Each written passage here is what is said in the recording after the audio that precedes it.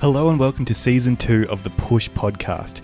This is the podcast where we explore the real stories behind what makes entrepreneurs and business owners the successes they are today. I am Jack Ferguson, a small business growth strategist, and I will be your host. I believe the best way to learn and be inspired is to listen to the experiences and stories of those you respect. Their real experiences, their real story, warts and all. Honest storytelling is what this is all about. Show notes can be found at bethepush.com/podcast, and don't forget to hit subscribe wherever you are listening to this. Welcome to another episode of the podcast. On this episode, I'm fortunate to have a previous guest return for round 2. But the impetus for this episode is a little different. Toby, Jenkins and I caught up recently, and it became clear very quickly that we are in similar situations. Having both gone through big challenges in our businesses and not really knowing what the next step is, I suggested we talk about this on the podcast. Usually you see stories of overcoming hardship floating around on social media, but these stories are often told when there is a happy ending.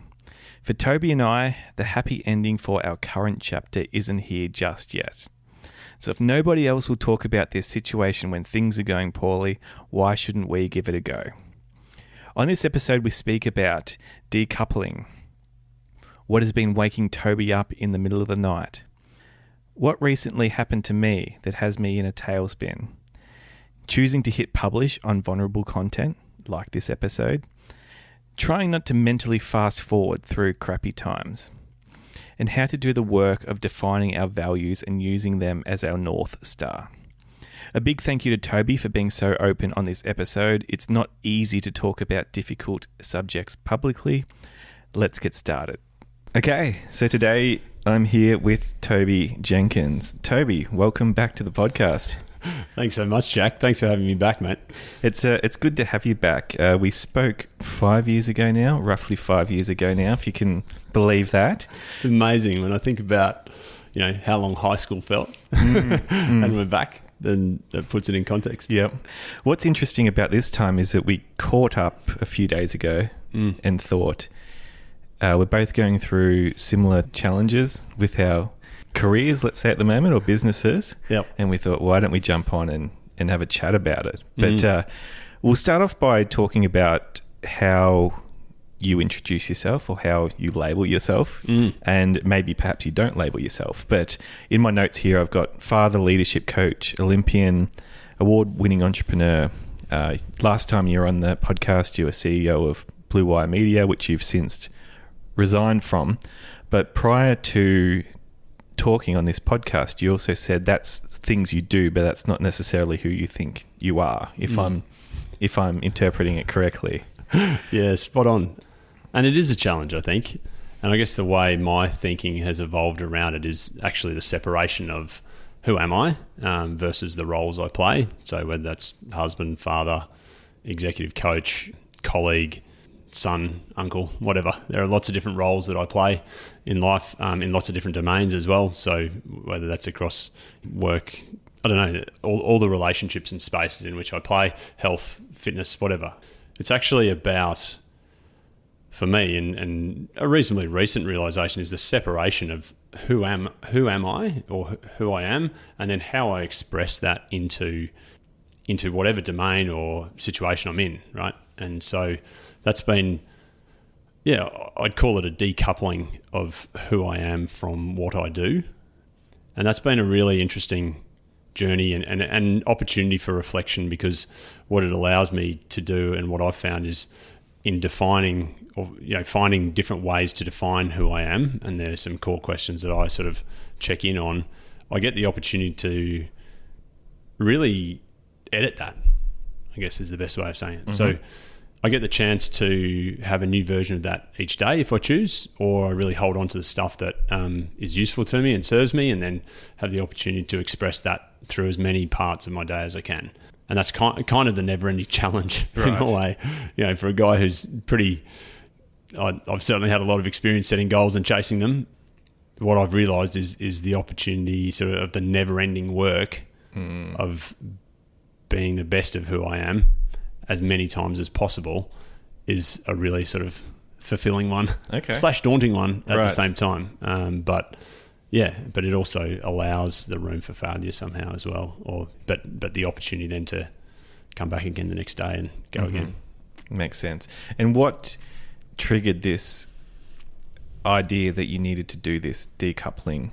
Yeah, it probably was from work. So over the last couple of months, sort of towards the tail end of last year and then into early this year, I was just experiencing some pretty strange stuff for me, which was waking up at 3 a.m.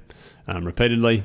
I'd had a lot going on, but I was just sort of waking up at this time all the time, heart rate elevated. One morning I woke up crying. There was sort of this, what felt like a really physiological response, and even sort of this metallic taste in my mouth going on at the time to what just didn't seem to stack up. And so, yeah, in terms of what was going on in my life at the time, I'd had a hamstring injury from a 42-year-old trying to take up karate a year ago, but that had taken ages to rehab. My business partner and I in North were considering raising money and we were building out the plan to really go and build a tech product. And this is the most recent company This is you've the been most involved recent in. company, yeah. Although there are heaps of parallels as well back to Blue Wire as well. So, but yeah, ultimately what I realised when it came down to it was I was just really invested in work. I'd gone all in for 3 years and loved the work that we were doing, really with this view all along the whole journey to, like, let's see if we can build a product here. And just ultimately sort of this physiological response was around, I just couldn't sort of unpack it. It didn't seem to stack up. And so, but then going through that, sooner or later, this sort of sensation of pressure building over time, and then the realization ultimately that it was about actually me leaving the second company I'd started. Right. and just realizing, I guess, how vested I had been as a person and my identity in work in that company, and how hard it had then been to really objectively see what was going on for me, what was going on for the company, and then having to make that call to sort of leave. Yeah, it was really, I felt super attached to that. Right. And so in the process of doing that, I sort of realized that I could come back to who I was, and that in fact, in a lot of ways that hadn't changed. I'd probably clarified a few things in that process. And then, the reinvention part in this latest transition anyway, as there've been many, as everyone has been, if I come back to who I am and then figure out how I can express that, then that will be an interesting exploration, right? Right. And then hopefully I can, bring the best version of me to whatever it is. And also kind of test and learn along the way, but intentionally rather than sort of by default or by accident. So yep, makes sense. I'm just trying to picture what was wrong. Like, why were you having these reactions? Do you think you're saying because you weren't being true to your values or something like that, or what was causing you to get up at 3 a.m. and to have these challenges? Yeah, I mean, I was just getting up at 3 was often going to work on the business plan and really chasing after that and trying to dig into that on this assumption that it was the business plan's fault, right? But ultimately the decision was, and I was looking around everywhere and talking to people and talking with my business partner to try to understand what was going on and why I was feeling this way and what have you. But all of that was external to the fact that, and it was only sort of half an hour before, and I've shared this in a blog post, but it was only half an hour really before a conversation with my business partner that I realized that actually, me leaving was actually completely in keeping, that the resignation was about me going to forge my own path ultimately, really. And so what does that look like? I didn't know. I'm currently in exploration mode, as we've spoken about. Yeah, as am I. Yep. Yeah. And so, it wasn't because there was something better to grab onto necessarily, but just a real clarity. And as I've gone through the highs and lows of that, almost the consequences of that decision, I guess, in terms of my emotional excitement about it or uncertainty around it, and, the rebuild process, I keep coming back to that decision, and it's like a Tibetan gong, right? It's like this sort of ding, and there's a real serenity and peace in that decision to step away and try to forge my own path, whatever that even looks like, which is exploration mode, as I say. Yeah. But yeah, super exciting, and maybe it helps to give a bit more context around the who I am piece, because for me I've written down my purpose now, and I edit that. I actually recently edited that probably about 10 days ago to be to help people bring all of who they are to everything they do. Yeah. And that was a change up. I can't even remember what the previous version was. I have my values there, which is love, gratitude, humility, exploration, and contribution. And I also have a vision there around, how can I impact people, and what legacy will I leave, and how I earn respect and build trust and all that sort of stuff. And all of that then becomes an internal compass for me to navigate the current uncertainty, really. So does this allow me, is this an opportunity to express those things or not? This is, thank you, mate, which is really cool. And then if I'm going to, then how do I do that? And that's really where, values become really important to the expression. So it's not just what we do, it's how we do it as well.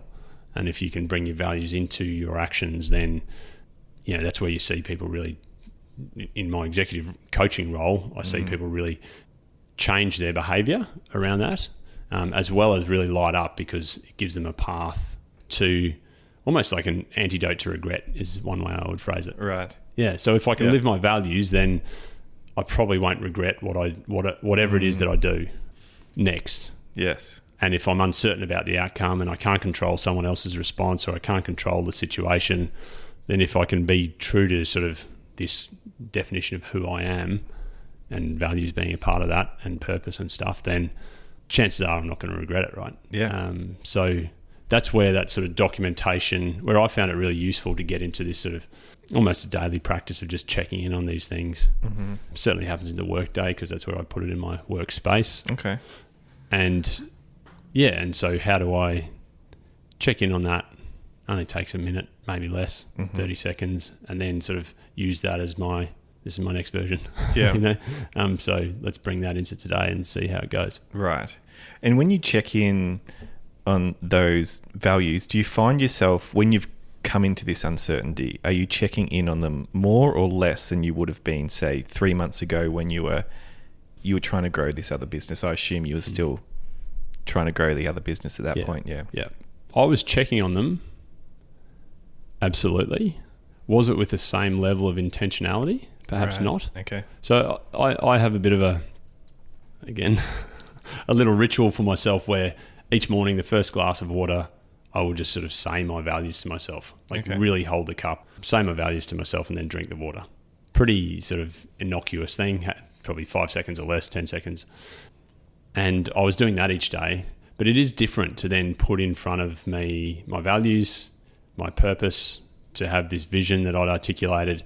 And the real crux, I think, that is different for me this time round in terms of this as a practice, or ritualized practice really, is that it is editable. Okay. So I use Notion as my tool as a workspace, but it doesn't really matter. It can go in a phone or anywhere. But I think what happens with a lot of this stuff is that the risk is that you do a vision exercise or a values exercise, and it sits in a cupboard on a shelf or whatever. It sits in a notebook somewhere buried. We've all done that. Yeah, absolutely. The other thing is this assumption that even in that exercise that you're trying to get it perfect. And I think that's the part that I feel has been a really big shift for me. Having it in an editable space means I've, particularly at the moment as I'm going through this change, I find myself editing it nearly most days. Or particularly, so maybe the first, say I'm sort of 6 to 8 weeks past that original decision, the first 4 to 5 weeks, I was editing sentences every day. Okay. Or I'd highlight stuff and just flag it and say, I might revisit that and come back to it. But what kind of that editability means that I have the choice. And it actually allows you to get that sort of, I don't know, like in a Buddhist kind of sense, the observing self perspective, or this comes up in all sorts of spiritual practices as well, is like, how do you take the observing self and see who you are as separate from who you are and see the whole context of who you are. And so I find that really usul. And then to take that into, back to, sorry, this is a long-winded way to say, how do you introduce yourself, right? But to then take that back into, how am I as a dad? Who do I want to be as a dad? Who do I want to be as a husband? Who do I want to be as a colleague or a coach? And how do I bring this to life in this conversation? That's sort of the never-ending challenge, plus the kind of exciting part of it too, right? Yeah, absolutely. For me. Yeah, no, for sure. I find the editability part interesting. And I have done some stuff on values recently myself in the last, say, 6 months. Part of the attraction for me was reducing the number of decisions I had to make, because you got this vision. It's a framework. It was a framework to operate within. But if I'm editing it, then I'm changing the framework all the time. That's when I hear that editability, that's where my mind actually went when you were talking about it. Interesting. And it's making me think I'm probably too rigid with the way I approach it. Well, I don't know that you'd be alone in that sort of concern with it, right? I had a similar conversation, similar sort of challenge, I guess, around the value stuff and how often do you change values, or do you change values and that sort of thing. The way I think about editability is less around changing the goalposts, which maybe is, you're just changing the goalposts so you can feel good about yourself. More around refinement. Okay. So how do I think about it as how I cut away? So what serves me here, and what truly matters to me, and how can I get clearer and clearer on what truly matters to me? Okay. And so, even reflecting on that editing process, it's probably been cutting words away, right, rather than additive, or changing sentences to be more the kind of language that I really connect to and that I speak to. And so that's where I find the editability is, and again, in a coaching context, values emerge. They're like an emergent property. They're not something that someone else drums into you. When we talk about it, it's often about how do you cut away the stuff that's not serving you and be left with the stuff that really matters to you. And values are a part of that. And make sure you're connecting back to that and guiding yourself by importance, rather than something that you necessarily wrote 2 years ago that is that actually still important. That's actually the question I want to check each day is this still really important to me? And if it is, then cool. If it's not, then it needs adjustment. Sure. Yeah. Okay.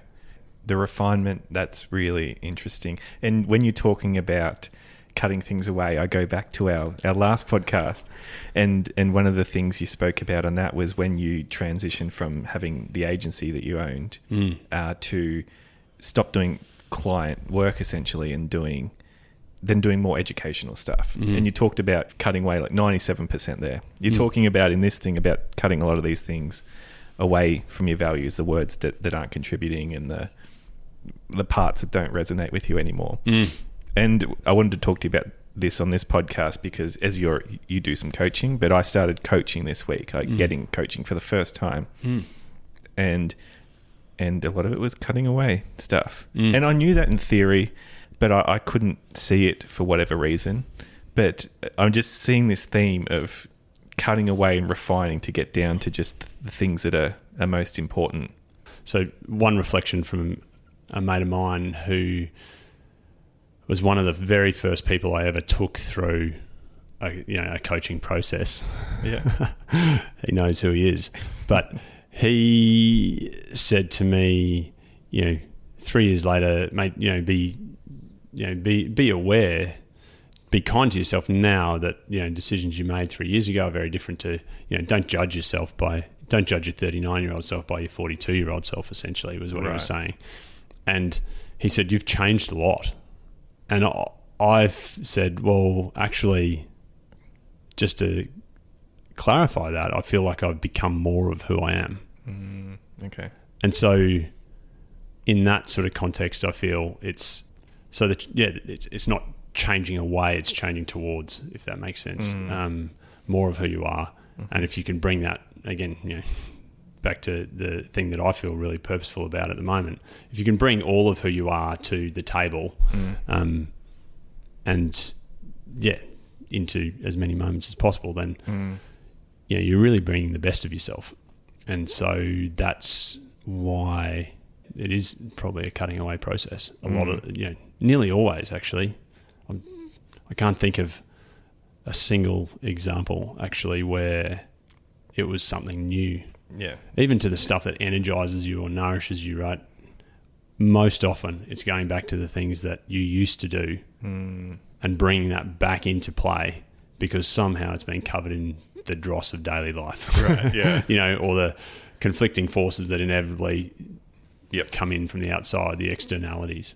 But it's not easy. It's not necessarily easy work, but it's super rewarding, I find. Yeah.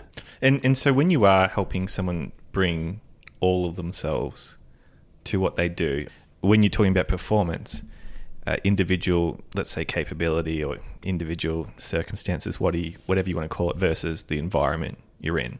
So someone might listen to this and go, yeah, I'd love to bring all I can to this situation, but the environment's X, Y, Z, and it's really difficult to do that. And every time I try to do that, I get shut down, or it's not listened to, or there's some other outcome that happens that I don't appreciate. Yeah, look, I mean, the reality is that, I think it's been super, really highlighted in these last couple of years, right? COVID, more recently floods, the Ukraine, there are some serious suffering going on in the world around all of this stuff. And if you think of all of these externalities that are going on, there's nothing I can do about that other than choose how I respond. So how can I, and again, it was a conversation I was having with some leaders today, given everything on your plate, I don't know your plate, right? I actually can't help you even navigate the specifics of your experience, but I can help you, I think, help you explore who you are and how you choose to respond and where that comes from. Acceptance is a really interesting concept too, around accepting that stress and pressure and externalities are the price, they're the price of life, they're the price of entry, really. We can't change them. They're going to keep coming. There'll be COVID-23 or whatever it is. The next version, there's a new strain out now. But I can choose how I respond. And actually, that's the only thing that I have a choice around, really. Because I can't influence those things, but I can have a crack at being who I want to be in that situation with the people that matter to me into all the various environments that I operate in. And so what you're kind of doing is bringing the locus of control internally to, okay, well, what are my values and how do I, if we can accept that that is actually what the world is like, rather than fighting against the world all the time. And actually, we just did the mindfulness exercise before we jumped on this, but mindfulness is the opportunity then, is the scalpel in the toolkit to separate between, I will have a reaction to externals. So I will get angry, or I will get frustrated, or I'll get sad, or I'll get whatever. But mindfulness is the scalpel that sits between that and how I choose to respond. So we can't stop the reaction, can't stop it. All we can do is choose how we respond. And this sort of speaks back to Stoicism, Buddhism, like a lot of these ancient spiritual traditions are really big on acceptance as a tool. Modern day science is absolutely validating that as, don't try to change your thinking and your thoughts. Don't try to think positive. Accept that as... Sorry. Accept that. Except that the phone's Except buzzing. that the phone keeps buzzing, especially once you've turned it all off and put it on airplane mode. Accept that it's buzzing, but then be mindful in what you choose to do next. And that's where being... So if you visualize a triangle, which comes out of ACT, so acceptance, commitment, training. For me, I'm not a psychologist, or therapy if you're a psychologist. Really what you're looking at is, if you visualize that triangle, in the bottom left of that triangle, there's acceptance. At the top of the triangle is mindfulness. At the bottom right of the triangle is do what matters. And this is the sort of evidence base that underpins a concept called psychological flexibility. But it's really the idea that accept your reaction and your emotional response, which you can't control, and accept the externalities, that the world will be what the world is. It's not fair. It's inequitable in all sorts of ways. So we accept that, But then we use mindfulness as the tool to come back to, well, what is my behavior going to be? What matters to me? And how do I move towards what matters to me? And so that's where that example of how I sort of define myself is really in part a definition of what matters. Yep. And now I have to go do that, because it's not just doing something, it's doing what matters. And that implies prioritization. It implies importance. And people will embrace, not just endure suffering, but embrace suffering in service of what matters to them. And so that's where clarity around what's important is critical.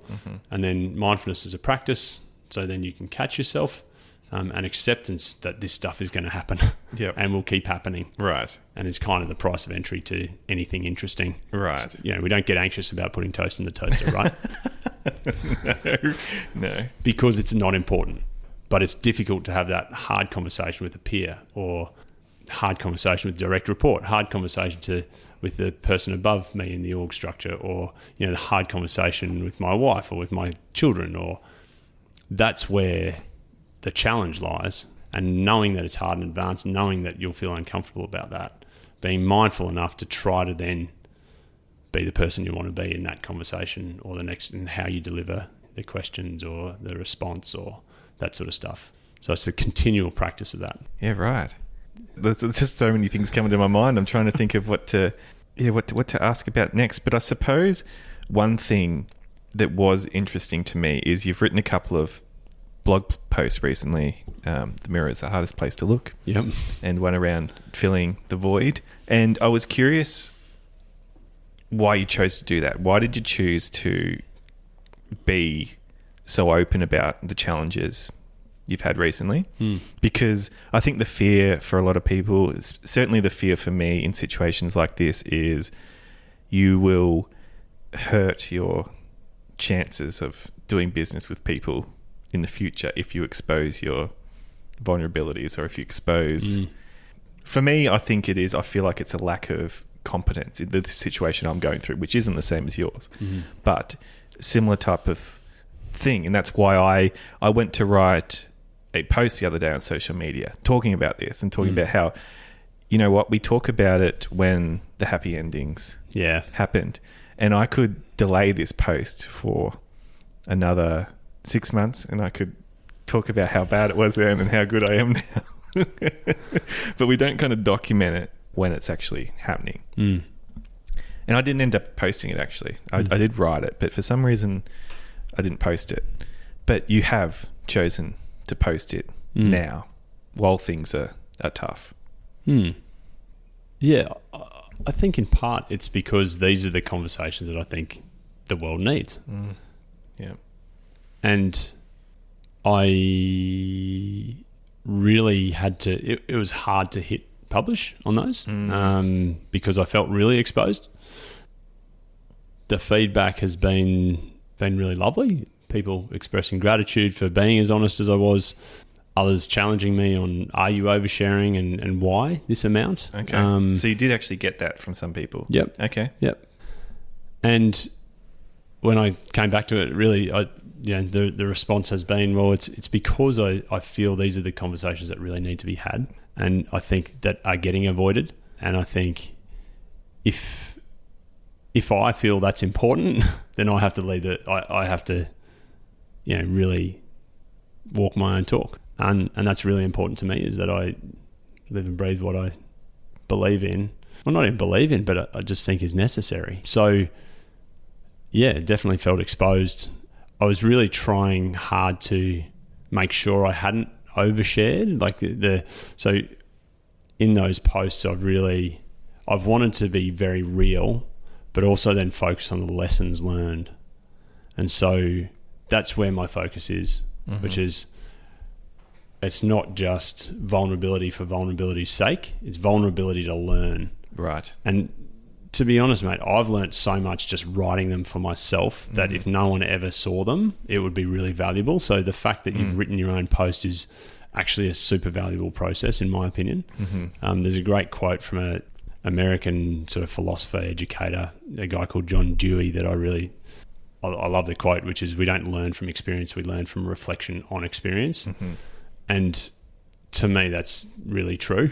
Or certainly it's been a pattern that's played out for me in lots of different domains, actually. But yeah, and I just thought, well, I felt compelled to write it, felt very exposed, felt it was too important not to hit publish. And then I said to Luce, my wife, in that afternoon, I was like, oh my God, I feel exposed. I've been feeling exposed all day. And yeah, there's been some lovely feedback. There's been a bunch of people, I've also heard through others that have said, oh, is Toby okay? Like, is he all right? I've had friends' mums calling them to say, have you spoken to Toby lately? So yeah, there is that risk, but I also feel like that's what it's about, right? Is how do we work with uncertainty? How do we work with stress and pressure? And what are the lessons to learn? And that's why I sort of chose to start the documentation process really kind of sooner rather than later. And I still feel like it really clear that it was a super positive outcome for me, actually.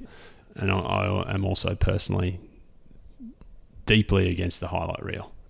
I just don't think that's where people really learn. You can have success, but not really know why. Whereas if things are not going so well, you can often point exactly to why. Yeah, true.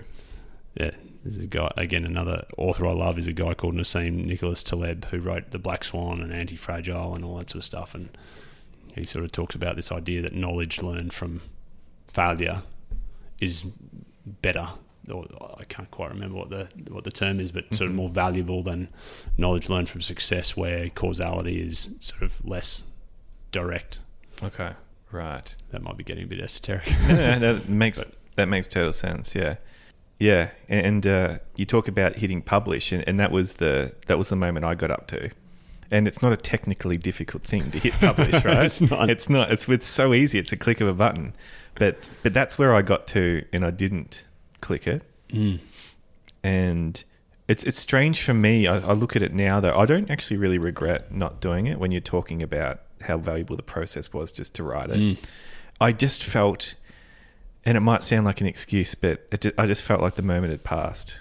I said, I'm going to do this tomorrow, or I'm going to do this in 2 days. I can't remember what the my commitment I made was. But then it got there and I was just, I'm not feeling it anymore, sort of. But it was more indifference than it was fear. Whereas, and I felt it was a bit fake for me, because when I did write it, I was feeling those emotions and I was feeling that stuff. But then when I went to publish it, I'm thinking to myself, I don't feel like this. Yeah, right. And if anyone's wondering my situation at the moment, basically we connected over the fact that we both have exited from things recently. I was going to join a company as a CMO and as a director and shareholder, and that fell through a couple of months ago. But I'd stopped everything else basically to get this together, and then had to pull out of it, unfortunately. It was my choice, and I don't regret it, but it does leave you all of a sudden in that world of, okay, well, what now? I don't have a backup plan really, but I did know that it was the right decision to not do it. And I just thought to myself, I'm gonna get through this uncertainty somehow. And I will, but now's the time when I'm going through those things as well. Like I'm trying not to fast forward 3 months and say, I'll be happy then. Yep. Yeah. Just say, yeah.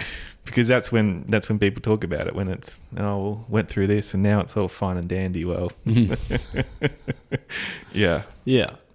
And look, I think the only antidote to that is to look in the mirror really, and then figure out,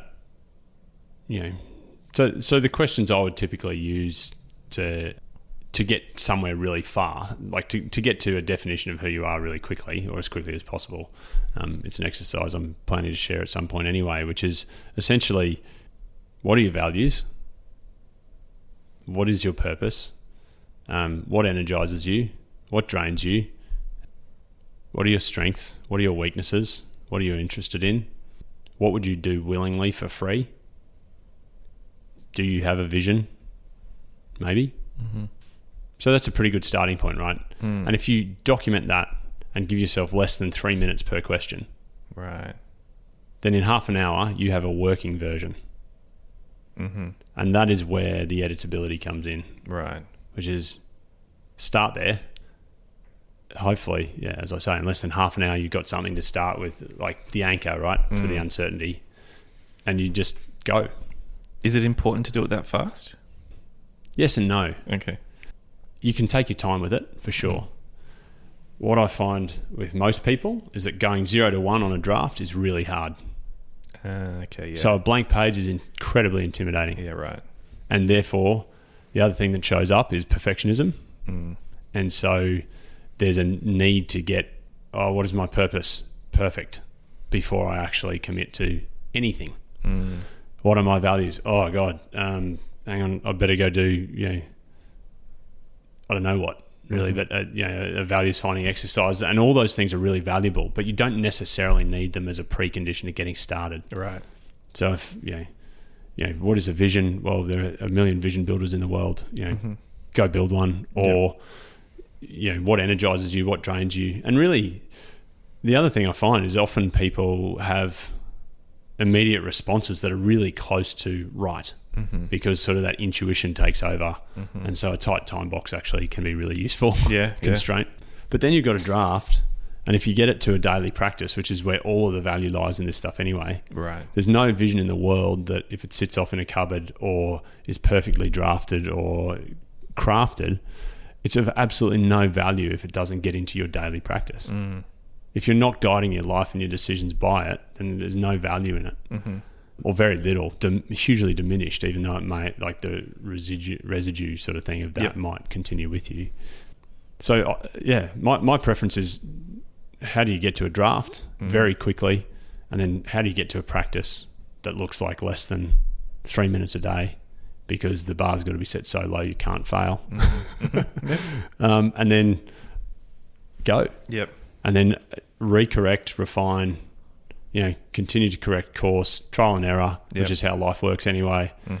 Test stuff when the pressure's really on, see how you go, see what really nourishes you, what really drains you, what your values might actually be. And then you've got something to work with, right? Yeah. Because how do you make progress right now versus it's the old adage of a good plan executed today is better than a perfect plan executed tomorrow, right? Or whatever. I can't remember what it is, but some sort of military context there. But you're better off having something to start guiding and then working with and then testing and refining based on feedback from life, from everything, not just from people. But it's interesting you talk about that, because one of the questions I wanted to ask you in this interview was around how you've changed your view of execution's everything to being someone who's more strategy plus execution. And what I'm hearing now almost feels in contrast to that. But I'd love for you to explain how you've come to that point, because I actually have too. And if you do spend a lot of time around startups like I did when I was a little younger, still a little bit to this day, but it's very far in the execution. It's tipped so far to execution that probably, in my opinion, even for a startup, it's almost too far. You still have to think a bit about some stuff you do. But how did you change from being someone who thought execution's everything to being someone who thinks you do need strategy plus execution? And how does that tie into what you've just spoke about there? Yeah, it's a great call out, mate, because suddenly makes me question the process. But I do think if you can make some progress by getting a draft in half an hour, say, then, and you can see some progress, then you can invest further into what's really working for me. And and I don't know, how strategic do you need to be with yourself is probably another question. In how you express it, for sure.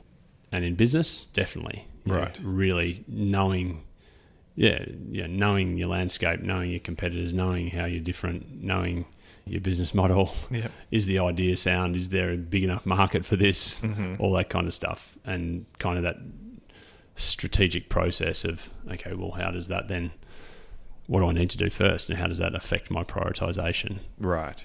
Certainly. So has that it's a been bit different. more in business that mindset's changed as opposed to your personal life?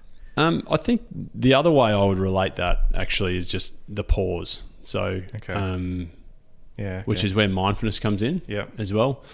And if I think back to, the pause but pausing is often uncomfortable, right? So mindfulness, or because it means you have to actually sit with the uncertainty or what have you. So the pause or that strategic piece would be how I would sort of frame it in this instance. So, okay, well, and so, do what matters. What matters? You need to at least begin to have an understanding of what matters, to then do what matters. Mm-hmm. So that's how I'd sort of see that. So the strategic part for me is actually the work of a pause, to actually have a look around, take stock, and then decide what you're going to execute on. So that's probably where the strategy plus the execution stuff comes in for me. Makes perfect sense. I'll make better choices by taking my values or vision or that sort of definition of self, or however you want to frame that, into the next step, and making sure that I'm actually assessing stuff against that criteria, not just doing things for doing sake. And this probably speaks to that sort of filling of the void, right? Yeah. It's so tempting to just fill the void with whatever's next versus what really matters to me, and how can I sort of take that into what happens next. Yeah. And I think that was what was so interesting about one of your posts as well, is you talked about working for 11 years to become an Olympian, and then you make it to the Olympics and all that, and which is amazing achievement. And you talked about the high of that lasted for about 3 weeks. Yeah, which I wouldn't even say the high. Like the high was the opening ceremony and the closing ceremony, probably, and some of the games in between. Yeah. But the contentment afterwards, or possibly relief. Yeah. Wow, that's done. Yeah, about 3 weeks. But there is the that sip on the cocktails on the beach type of vision or a dream that's sold to some people that, once we just achieve this thing, we can have all this money. The rest is done, right? We just sit on the beach and order the cocktails in the pool bar or whatever it is we're going to do. But, that was really fascinating in that article that, 3 weeks. 3 weeks. And then you're wanting to... And you're on to do something else. Yeah. Yeah. I mean, as I virtually dismissed it, might be a bit too much, but I feel like that's sort of what I did. Came home and just got on with building Blue Wire, or what turned out to be Blue Wire. Didn't know what it was, but 3 weeks later was sitting down around a table with a couple of mates and having a crack at what might be a business, right? And at that point we had the options on the table were bungee trampolines, clean skin wines, promotional products, so branded promotional products, or websites. Yeah. Boy, I'm pretty glad out of those 4 options we chose the latter in the end, because there's some good strategy. Good decision. Pure luck, mate. No strategy there. But the strategy was, I don't think this web thing's going to go away, and if worse comes to worse, we can always find people with poor websites and knock on doors and see if they'd buy from us. But it was straight into that, and I was actually almost anxious about the fact that, what was going to fill this void for me? I've spent 11 years of my life all in on this water polo thing. What was going to take its place? And so I filled it, and I enjoyed that journey and really loved it. But I do think, as I have gone through other transitions, the ability to connect back to values and kind of understand a bit more about who I am and what I want to bring into the world means that I can do this stuff a bit more by design, particularly this time around by design rather than by default. And so that excites me. is like, real intentionality, where I would say the Olympics I almost fell into. Got inspired by, the awesome foursomes coming to school to share some stories. Loved water polo, and so just chased it, and had amazing experiences in the process. But it certainly felt like something I fell into, as opposed to now I feel like it's far more choiceful somehow, which is really exciting. And how'd you go with, I'd be curious with the identity changes over time. Did you feel that you're an Olympian, and then you were a business owner, and then you were an owner of, and that was a marketing business, and then you've been a coaching business? I know you're talking about values, but I got a question around identity. Were those identity changes easy for you? Did you even see them as identity changes? I think I did. I always felt like my parents were really big on me studying, for instance. So they weren't going to let me just go all in on water polo, particularly through high school and stuff. And after high school, it became a bit more free for all. But I was always interested in other stuff.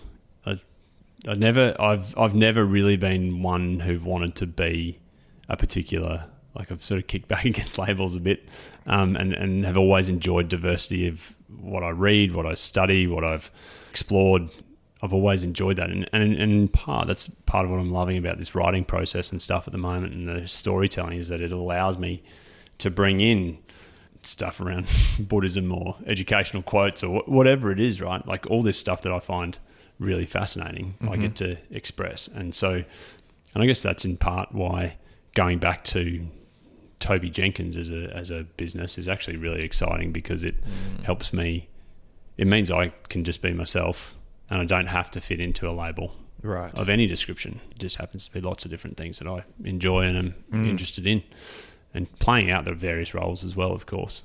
So still with being a coach, and still a dad and a husband and all those sorts of things. But it is it's all of those things and bring all of it together, and kind of an integration of those things that I really love as well, rather than trying to compartmentalize this part over here and that part over there, and work is work and life is life, or some other sort of sense of that. Yeah. That's hard to do, hey. Integration? No. Or To the compartmentalize. The compartmentalizing. I think it's a complete myth. Yeah. Sooner or later, the rest of it will come in. Wherever you're focusing, you can't exclude it. Yeah. Okay. Is my opinion. Anyway. I feel called out right now. Well, you can for a time, but not forever. Oh, I've tried it for a while. Yeah. But it's like, this is the business Jack, this is the personal Jack. But it's effort. It's actually a lot of effort I've found to do that, to play that, put on that mask and then put on this mask. Yeah. It's a bit, it's draining for me anyway. Yeah, I have found and experienced the same for sure. And when you talk about going all in, this is the other thing that I wanted to talk about on this episode, because recently I was going to go all in with this other business venture as well. And it was all I could think about from, say, November, maybe mid-November to probably the end of January. And I'm not exaggerating. I woke up, I was thinking about it. I spent most of that time in my head was in the clouds type of situation. I just wasn't really present at all. I was just thinking about this thing.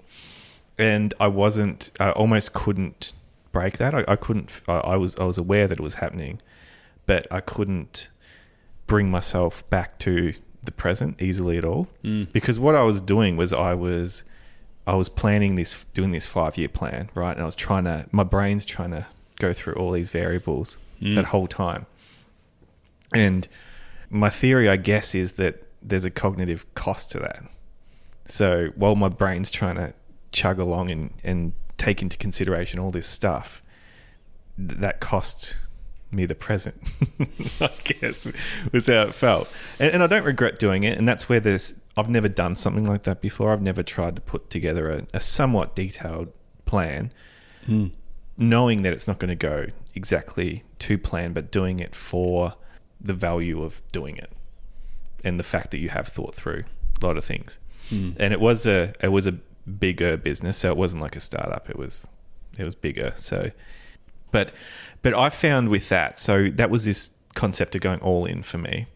And I didn't have a problem with doing that. And I have not had a problem with going all in ever, really, in my past when it comes to businesses. But the part I find really hard is going all in and feeling good about it. And that was a big lesson for me, because when what I put together and all the vision that I had and that wasn't received well necessarily, I thought it was great, but not everyone else did. That made me feel like shit for a while. Yep. And I was happy to go all in on this thing, but I've always struggled to feel good about it. What's your experience with that? Like you're someone who's achieved a lot. You've probably been able to go all in yourself, and you have gotten all in a few times. Yeah, going all in doesn't guarantee success, right? I think of the Olympic journey, and I consider myself one of the extremely lucky ones, or not lucky. Like, don't get me wrong, I worked really hard and set the goals and did everything I could to be there. So, fortunate in lots of ways. Like, to be the one who actually becomes the Olympian, there are a lot of people who don't. For everyone who does, right? Mm-hmm. And there's a lot of people who were willing to work as hard as I was and all that sort of stuff, but still didn't make it, if not harder. They're absolutely prepared to go all in and did go all in and still didn't get there. I don't know that you can, something like an Olympics or even like a business plan, right? I don't know that if you're not prepared to go all in, then without that, do you really guarantee yourself or do you give yourself the best chance of success or not? Probably not. And, again, I witnessed that along the way as well, where people weren't prepared to, and that's okay. Mm-hmm. Totally fine. And actually really important, because if you're not prepared to, then it's probably not the right place to be, right? And I see that a fair bit too, where people are sitting in places where, workplaces or whatever it is, where they're no longer all in, or, where once upon a time they were really connected to what they were doing and why they were doing it and all that sort of stuff. And then that gets lost sight of. And actually they're prepared to, really walk away from stuff. But then sometimes if they reconnect to why this is important, the exact same circumstances get turned into from I'm leaving this business to I'm actually going to go and grow this business, because now I realise the opportunity to actually serve what truly matters to me. And so I would say in that instance, that the willingness to go all in, the price of that is that you might fail, and fail only in so much as you didn't get the outcome, right? Yeah. But actually, then the reflection then on that is like, what did you learn in the process, Jack? What would you do differently next time? Are you asking me? Or Yeah, go for it. Absolutely. What would I do differently next time? I think the mistakes were made a long time beforehand. Mm-hmm. So I don't know if I'd change anything about that process, about putting together that plan, but I deep down, I probably knew the respect wasn't quite there. Mm-hmm. It wasn't disrespect, but it wasn't probably not the respect you needed in a, 3-team directorship situation. Yep. So I would probably try and address that earlier. I would set better expectations when I first started consulting, because that set poor expectations then, and even though I did a good job of something later on, the expectations I'd set before that interfered. Mm-hmm. It was a bit like, well, why wasn't this done before? Mm-hmm. Which I didn't think that I'd promised, but that wasn't other people's perception. Yep. That's a few things off the top of my head. And really then, what do you do with those lessons, right? And I guess this is where I sort of feel like bringing all of who you are to everything you do is the reflection process allows you to unpack the lessons and then bring them into the next thing without the judgment of saying, oh, if I'd done this 3 years ago, which doesn't serve, it's not useful process, right? To say, oh, if only I'd made this decision 3 years ago. Well, you weren't you 3 years ago. Yeah. But you can carry the lessons into whatever comes next to either maximize chance of success or mitigate chances of not getting the outcome you want, or selecting for a different directorship group. So it's actually, that's where I think the going all in means that you've really vested your time, and then you can extract some amazing lessons from that. Mm-hmm. And so that's where I think the value or the willingness to do that is really, it's a vulnerable place to play, to go all in, really vulnerable. And then, but it's also the opportunity for growth too, I think. Mm-hmm. And the learning curve can be really steep, right? Yeah. Oh yeah. Yeah. Yeah. And so sort of back to that acceptance piece is like, well, actually I did everything I could on this round. I'll do different things differently next time. I've learned a lot. Time to not even necessarily move forward, but really like embed those lessons, or where do I keep them? So then next time I do, I've got them at hand. And your framework that you sent through was really valuable for that. You've got a 5 reflection framework. So if anyone wants that, they can go. That's on your website, isn't it? Oh, it is. Yeah. And look, I mean, they're not my reflection frameworks. they're just ones that I found useful. Yeah. So anything from after action reviews from the military and SES and those sorts of services to Scrum methodology for retros and that really basic one of what energizes you, what drains you, I find can be really telling, because you can chase it. You can really double down on the energy in order to max it, really, really get into it and feel like you can go back all in again sometime.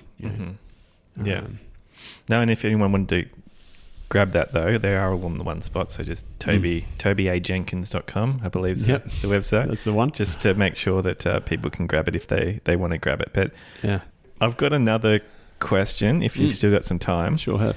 And we can wrap up then.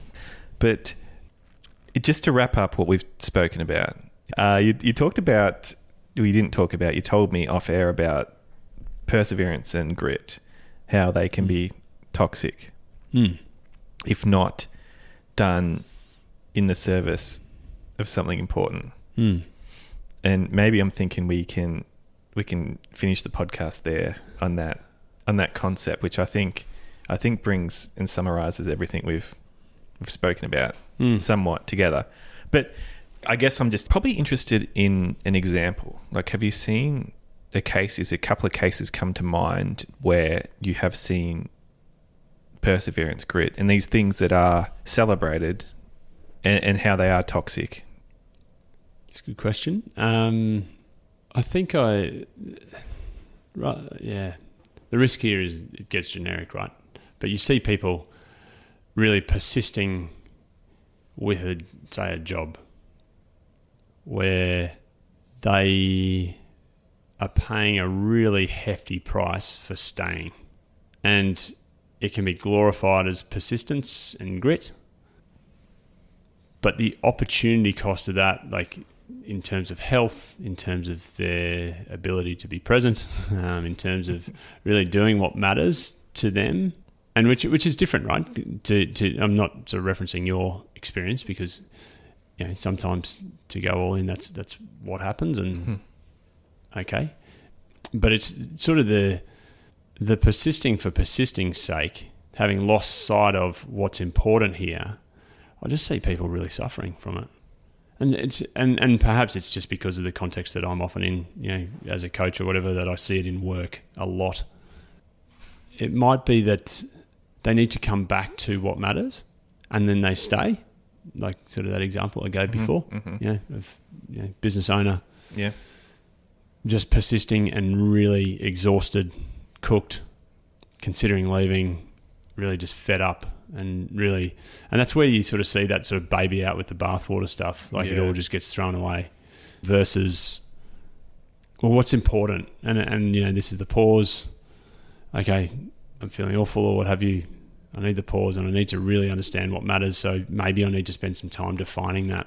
Yep. And if I can define that, then I can assess whether I am persisting for persisting's sake or whether I'm persisting because this really matters to me. I'm prepared to actually continue in this. And so it changes the relationship to, persistence and grit often, at least in my view of it, you sort of get this idea of obstacles, right? And so what really matters here And as long as people are persisting from that standpoint, it's really admirable. The challenge of sitting where we are just because we're afraid of the change or afraid of this, because the status quo is just a known quantity versus hitting eject and seeing what happens. But and the planning process around or making alternative options or creating alternative options, or it doesn't need to be. It doesn't need to be I'm out. It doesn't need to be a sudden response or reaction. Sorry, you can be a carefully measured response to either create the conditions that are better for you, that recognise what's important to you and allows you to do work that energises you, or what have you in that example, or it can be it's a tough one. I reckon the one that you're talking about, how you reconnect with what's important and stay, I feel like that's not talked about much. I think in my experience, if you talked about, I'm run down and burnt out, blah, blah, blah, 99 times out of 100, the advice you'll hear is, get out of there then. Yeah. So that's a different perspective, that maybe you should stay. And actually, this is part of the challenge, is that no one can tell you. Yeah. You can't get an external answer to that. The hardest part is to make that call for yourself.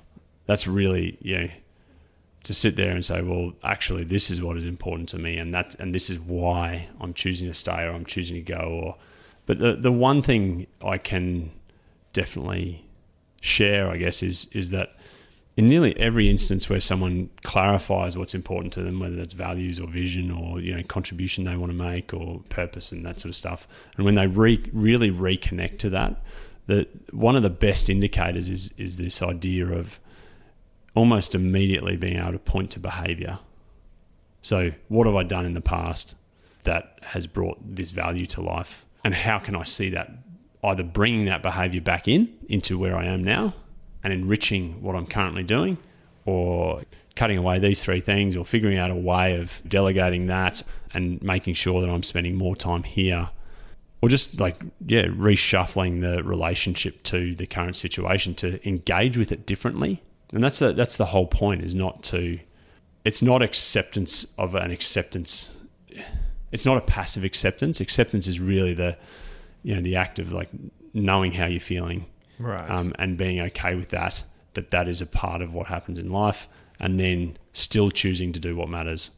It's a great question, the stay or leave thing, but really either of those responses are a reaction, unless you're clear on what matters to you and how you're going to move towards that stuff. Right.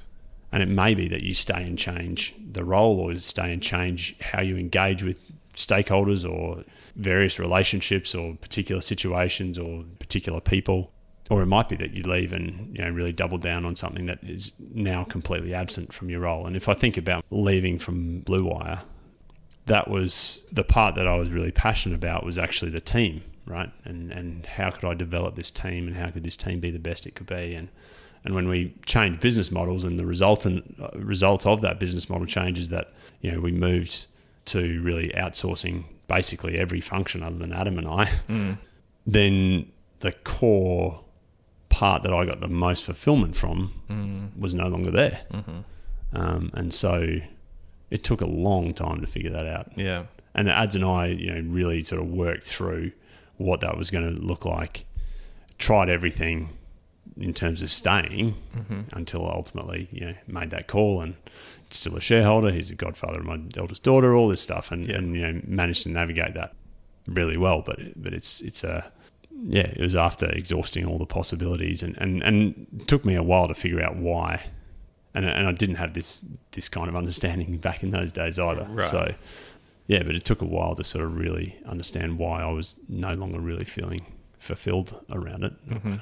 By a while, I mean probably 4 or 5 years. Okay. Yep. So quite a while. Yeah.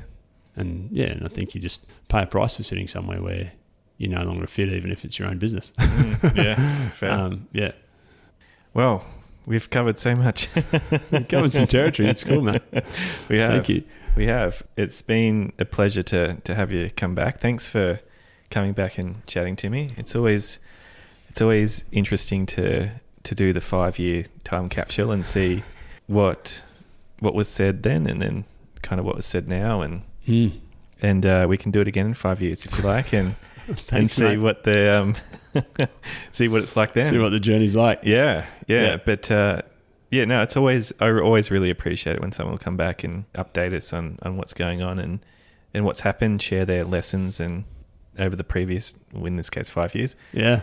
No, thanks for having me back, mate. Yeah, no, thanks a lot. And if anyone wanted to get in touch now with what you're doing, so just toby@jenkins.com is the best place to go. I'm going to assume LinkedIn's all right as well. Yeah, I'm on LinkedIn. Yep. All right. Well, thank you, Toby. Thanks, Jack. Thanks for coming back and chatting. Been a pleasure, mate. And I'll see you in 5 years. Hopefully sooner.